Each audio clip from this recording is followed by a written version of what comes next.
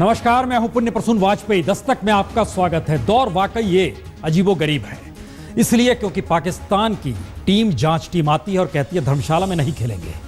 मामला शिफ्ट हो गया। 3 खबरों के साथ स्क्रीन पर आपके चल रहा है, जिसमें आप देखिए कि एक तरफ मामला शिफ्ट किया गया कि अब कोलकाता में मैच होगा। इतना ही नहीं, कहा गया लिख के दीजिए कि हमारे खिलाड़ियों को सुरक्षा मिलेगी तब टीम आएगी।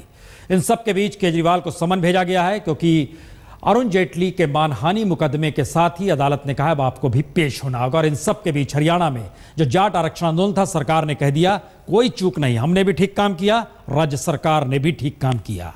तो सवाल इस दौर का है, तो आइए दस्तक में जरा इस दौर को समझ लें, क्योंकि इस दौर में बार बार लगता यही है कि जैसे सब कुछ पैसा है, और पैसा बोलता है तो वो किस अंदाज में बोलता है, किस अंदाज में खनकता है, और उसकी खनक के आगे पूरा सिस्टम लगता है धराशायी हो गया।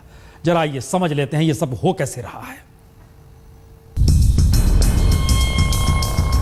गिनिए मत, ये 9,000 करोड़ है। और जब सरकारी बैंकों से कर्ज लेने वाले विजय माल्या ने 9,000 करोड़ की रकम कभी लौटाने के लिए गिनी ही नहीं, तो हम आप गिनकर कर भी क्या लेंगे।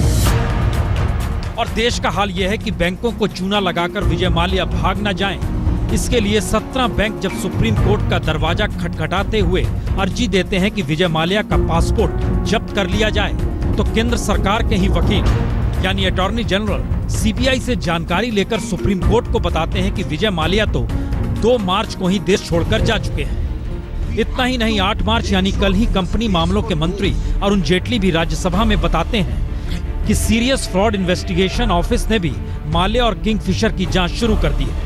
और करोड़ों का चूना लगाकर किस मजे से विजय माल्या देश छोड़कर निकल जाते हैं, यह इससे भी पता चलता है कि ईडी माल्या के खिलाफ मनी लॉन्ड्रिंग का मामला दर्ज किए हुए है, सीबीआई एफआईआर दर्ज किए हुए है, बैंकों ने ब्लैकलिस्ट किया हुआ है। अगर मनी लॉन्ड्रिंग का केस उनके खिलाफ एनफोर्समेंट डायरेक्टरेट ने शुरू किया था, तो उस पर खुद ही इनको रेड अलर्ट सारे एयरपोर्ट्स पर देकर और उनको रोक देना चाहिए था। खुद सरकार रोक सकती थी। लेकिन विजय माल्या देश छोड़कर भाग जाते हैं और ना कोई माल्या को रोक पाता है और ना ही किसी जांच एजेंसी, मंत्रालय या मंत्री तक को जानकारी होती है, जबकि विजय माल्या राज्यसभा के भी सदस्य हैं और किसी भी सांसद के देश छोड़ने के वक्त जानकारी तुरंत संसद को मिल जाती है। तो सवाल कई निकलेंगे, लेकिन 2 ही सवाल महत्वपूर्ण। क्या सरकारें ही उद्योगपतियों को ढील दे रही है, या फिर क्या क्रोनी कैपिटलिज्म का चेहरा है एनपीए? क्योंकि सवाल सिर्फ 9,000 करोड़ का नहीं, बल्कि सवाल है देश के टैक्स पेयर्स की गाढ़ी रकम का, और सवाल है राजनीति और बिजनेस के उस कॉकटेल का, जिसमें एक कारोबारी बैंकों से कर्ज लेते हुए अपना धंधा भी चलाता है और राज्यसभा में भी पहुंच जाता है, वह भी निर्दलीय। और विजय माल्या को राज्यसभा पहुंचाने में सभी राजनीतिक दल एक भी हो जाते हैं, यानी कोई अपना उम्मीदवार तक नहीं उतारता।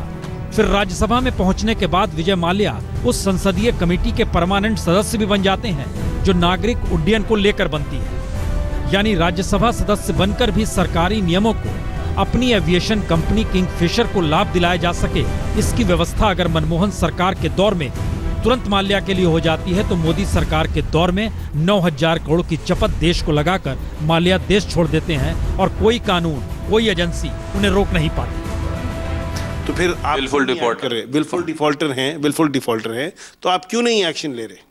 रिस्ट्रेंट ऑर्डर क्यों नहीं ले रहे कि अगर वो हिंदुस्तान से चले जाएंगे, एसेट डिसिपेट हो जाएंगे, तो उन पर रिस्ट्रेंट ऑर्डर मांग सकती थी बैंक को, इनको रोक नहीं थी। और सरकारी वकील ये कहकर सुप्रीम कोर्ट को दिलासा देते हैं कि विदेशों में माल्या की संपत्ति कर्ज की रकम से कई गुना ज्यादा है। यानी माल्या कंगाल होकर नहीं भागे, बल्कि रईसी में रईस की तरह देश छोड़कर गए हैं। तो आखिरी सवाल यह भी कि क्या काले धन के बाद एनपीए की वसूली को लेकर भी सरकार का रुख काले धन वाला ही होने वाला है? काले धन वाला रुख एनपीए को लेकर क्यों होने वाला है? रिपोर्ट दिखाएं उससे पहले एक सवाल।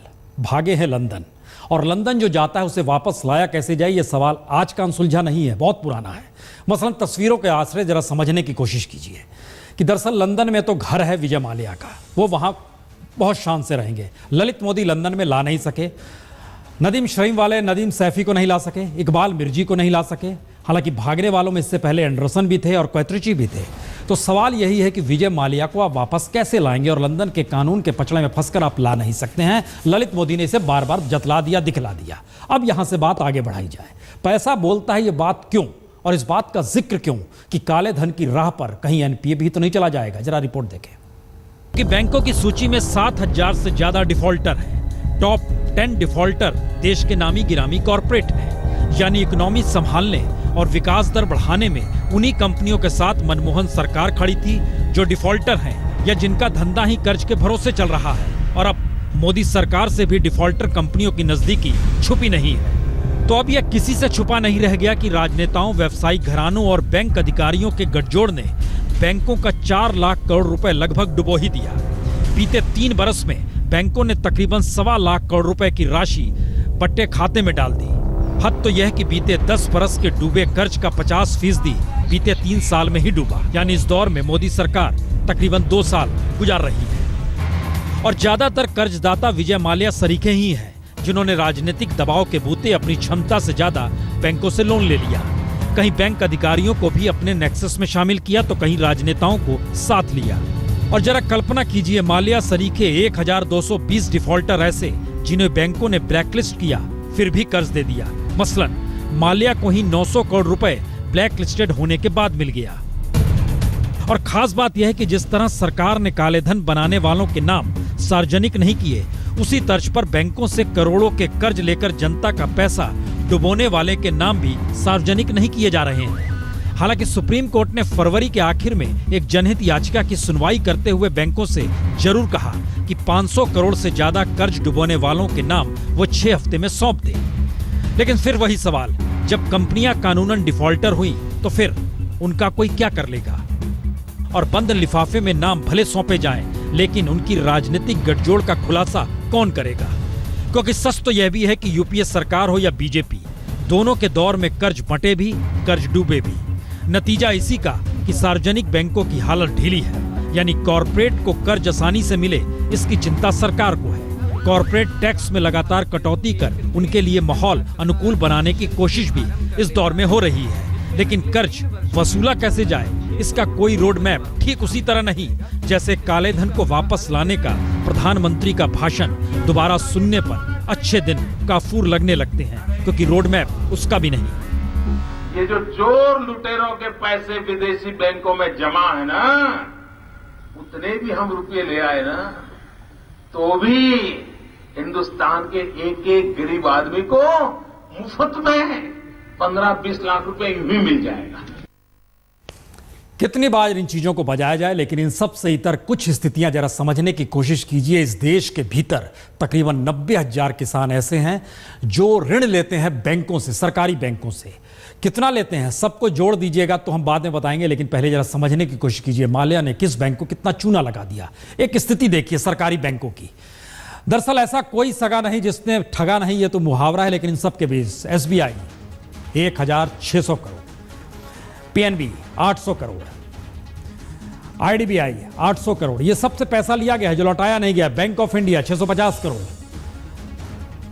Bank of Baroda 550 crore, United Bank 410 crore, UCO Bank 320 crore, Corporation Bank 310 crore, State Bank of Mysore 150 crore, Indian Overseas Bank 140 crore, Federal Bank 90 crore, Punjab and Sindh Bank 60 crore, Axis Bank 50 crore. ये जो आखिरी लाइन थी 50 करोड़, ये है किसानों की रकम जो कि दी गई है बैंकों के जरिए, जिसे वसूलने के लिए किसानों के साथ मारपीट तक की जाती है और बकरी और गाय तक उठा ले जाते हैं। लेकिन ये एक फेरिस्त बतलाती है कि किस रूप में पैसा अगर है तो फिर सब कुछ आपके हाथ में है। लेकिन यहां से एक दूसरा सवाल, क्रोनी कैपिटलिज्म का मतलब तो यही होता है कि सरकार वैसे लोगों के साथ खड़ी हो जाए जो पैसा बनाना जानते हैं, पैसा बनाते हैं। 2 तस्वीर हम आपको दिखलाते हैं।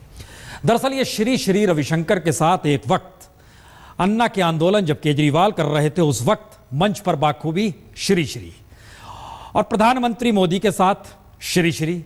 ये दरअसल श्री का खेल या उनकी बिसात में कौन सा राजनेता कब किस तरीके से फिट बैठेगा और उनके जरिए नेता अगर वोट बैंक देखने लगे तो फिर खेल पैसे से कहीं आगे निकल जाता। और इन सब के बीच ये स्थितियां नहीं बचती हैं कि दरअसल वो कौन से मुद्दे हैं जिस पर किस राजनीतिक दल को खड़ा होना चाहिए। इसीलिए शायद जब यमुना पर एक ऐसा उत्सव मनाने की तैयारी हो रही है जिसमें कितना खर्चा होगा, क्योंकि 135 देशों से कितने लोग आएंगे, कौन पैसा देगा उनका, वो खुद के पैसे से आएंगे, कौन स्पॉन्सर्ड होगा, 35 लाख लोगों के लिए दिल्ली में पानी कौन उपलब्ध कराएगा, शौचालय कौन उपलब्ध कराएगा, एक साथ जितना बोझ पड़ेगा, वो जमीन का क्या हालत होगी, ट्रैफिक की क्या स्थिति हो, कोई नहीं जानता। लेकिन हर कोई कह रहा है हम आपके साथ खड़े हैं। जरा इस फेरिस्त को देख लीजिए और समझ लीजिए पैसा क्यों बोलता है। 1984 से गंगा शुद्धिकरण की चर्चा हम सुनते आए हैं, अब तक किसी को सफलता नहीं मिली है और शायद हम सफल होंगे ऐसा मुझे लग रहा है। ये पूरा तट जो है, इसको कहीं पे आरती होनी चाहिए, कहीं पे बच्चे खेल रहे हो, पूरे के पूरे तट को ठीक करना है, पूरी यमुना के अंदर वापस पानी लाना है, पूरी यमुना को अपने को साफ करना है।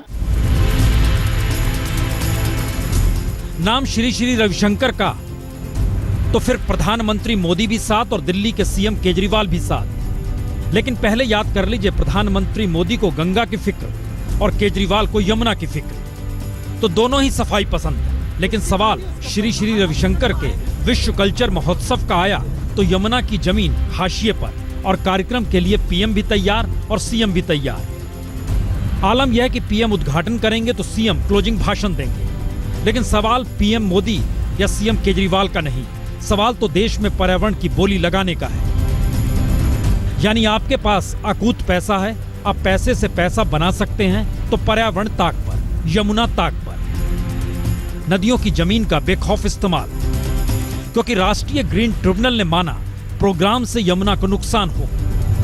दिल्ली प्रदूषण कंट्रोल कमेटी ने गलत काम किया, डीडीए ने गलत किया, दिल्ली सरकार ने गलत किया, केंद्र सरकार ने गलत किया। लेकिन 11 मार्च से 13 मार्च तक यमुना की जमीन पर कल्चरल कार्यक्रम होगा, क्योंकि पर्यावरण बिगाड़ने की एवज में आर्ट ऑफ लिविंग 5 करोड़ रुपए हर्जाना देने के रूप में तैयार है। दिल्ली प्रदूषण कंट्रोल बोर्ड 1 लाख रुपए दे देगा और डीडीए 5 लाख रुपए हर्जाने के तौर पर दे देगा। और इन सब के बीच राज्य और केंद्र सरकार भविष्य में इस तरह यमुना की जमीन पर कार्यक्रम नहीं होने देंगे। यानी पैसा है तो फिर पर्यावरण हो या नदी की जमीन, कोई मायने नहीं रखती। और इन सवालों के बीच श्री श्री रविशंकर का यह विज्ञापन जो बहुत साफ बतलाता है कि मोदी सरकार से लेकर केजरीवाल सरकार और छत्तीसगढ़ सरकार से लेकर कई प्राइवेट कंपनियां और कॉरपोरेट भी कार्यक्रम को मदद कर रही हैं। यानी बीजेपी से लेकर विश्व हिंदू परिषद हो या आम आदमी पार्टी या फिर यूपी का पीडब्ल्यूडी विभाग, हर कोई इस कार्यक्रम को मदद कर रहा है।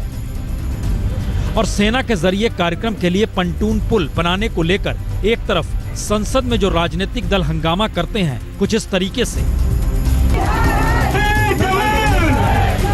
और ये हंगामा करने वाले राजनीतिक दलों के साथ केजरीवाल अक्सर खड़े नजर आते हैं। लेकिन केजरीवाल के ही मंत्री कपिल मिश्रा बकायदा रक्षा मंत्री पारिकर को पत्र लिखते हैं और पत्र में इस बात की दरख्वास्त करते हैं कि सेना को कहकर वह एक और पंटून पुल बनवा दे, क्योंकि एक पंटून पुल से काम नहीं चलेगा। और इसके बाद केजरीवाल ट्वीट कर कहते हैं अब दिल्ली 155 देशों के आने वाले मेहमानों का स्वागत करती है।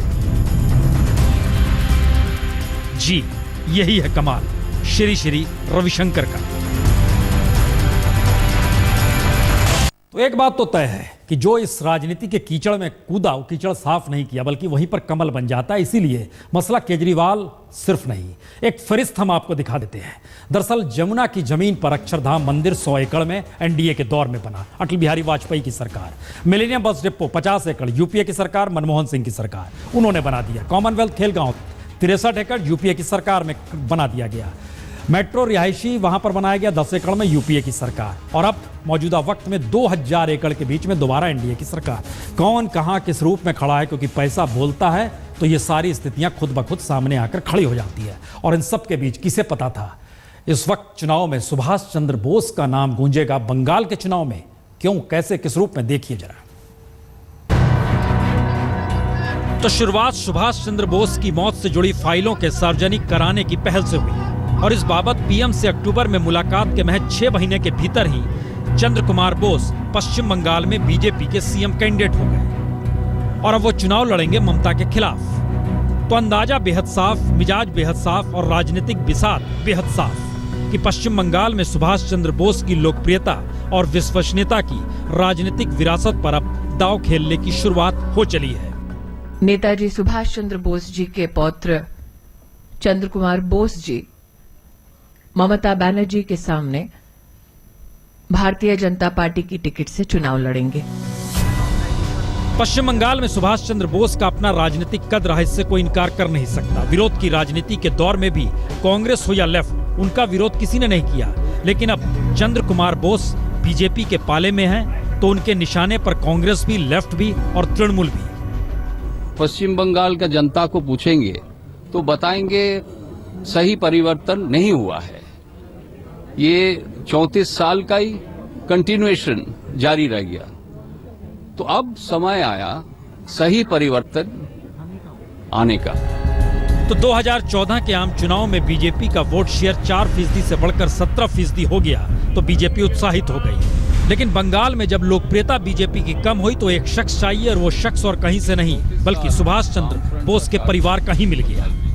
तो क्या माना जाए, ममता बनर्जी के खिलाफ चंद्र कुमार बोस को प्रोजेक्ट कर उनकी राजनीतिक बलि दी जा रही है, या चेहरे को आगे कर बंगाल के हर मुद्दे को गायब करने की कोशिश की जा रही है, या फिर सुभाष चंद्र बोस के पीछे बीजेपी खुद को खड़ा कर राष्ट्रवाद का नया तड़का अपने तरीके से लगाना चाहती है। हो जो भी, लेकिन चंद्र कुमार बोस बीजेपी के फकत एक दाव है, जिनके पास खोने के लिए शायद कुछ भी नहीं। और शायद बीजेपी भी इस बिसात पर खुद को प्यादे से वजीर मानने को तैयार तो नहीं है, लेकिन सिक्का उछाला है तो देखेंगे कि दरअसल वो किस दिशा में गिरता है, क्योंकि बोस के पोते ममता के खिलाफ चुनाव लड़ेंगे। धर्मशाला में भारत पाकिस्तान के T20 मैच पर अभी भी सस्पेंस बरकरार है। पाकिस्तान से सुरक्षा इंतजामों का जायजा लेने आई टीम अभी भी भारत में ही मौजूद है, जबकि हिमाचल के मुख्यमंत्री वीरभद्र सिंह का ये कहना, पैसे वाले बाबू मेरा बजट बना दो, पैसे वाले बाबू मेरा बजट बना दो, बजट बना दो, बजट बना दो, पैसे वाले मेरा बजट